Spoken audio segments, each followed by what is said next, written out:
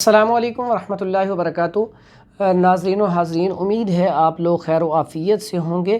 اللہ تعالیٰ آپ سب کو صحت، تندرستی اور ایمان والی لمبی زندگی عطا فرمائے۔ تو ناظرین، آج کل خشکی کی وجہ سے، کیونکہ سردیوں کا آغاز ہے، تو خشک خارش بہت زیادہ ہو رہی ہے۔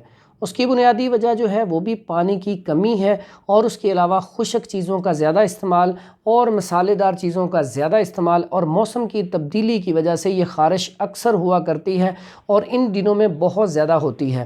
تو اس کے لیے یہ ایک تو سب سے زیادہ نقصان ہوتا ہے کہ رات کو پیشنٹ کو نیند بھی نہیں آتی۔ بعض اوقات آج کل چھوٹے بچے، بڑے، خارش کا پیشنٹ بہت زیادہ آ رہا ہے۔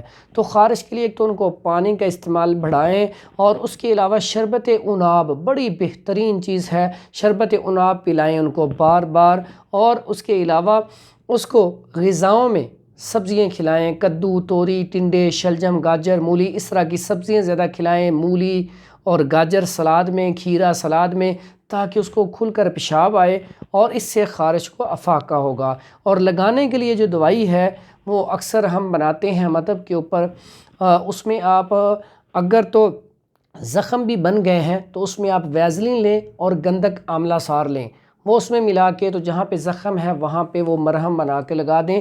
اور جو ویزلین ہے اگر آپ نے 50 گرام لی ہے تو اس میں آپ صرف 5 گرام جو ہے گندک ملا لیں۔ اور اگر خارش ہوتی ہے، جلن بھی ساتھ ہوتی ہے، تو اس میں آپ ویزلین لے لیں 50 گرام، اور اس میں تقریباً 5 گرام کافور وہ شامل کر کے، تو وہ رات کو آپ لگوا سکتے ہیں۔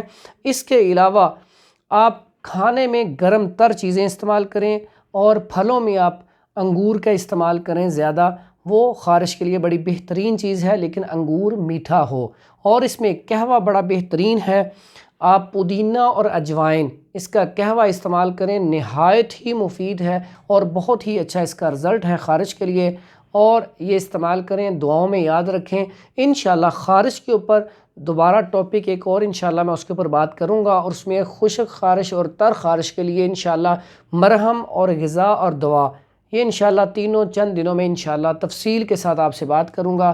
اللہ تعالی ہم سب کا حامی و ناصر ہو۔ السلام علیکم ورحمۃ اللہ وبرکاتہ۔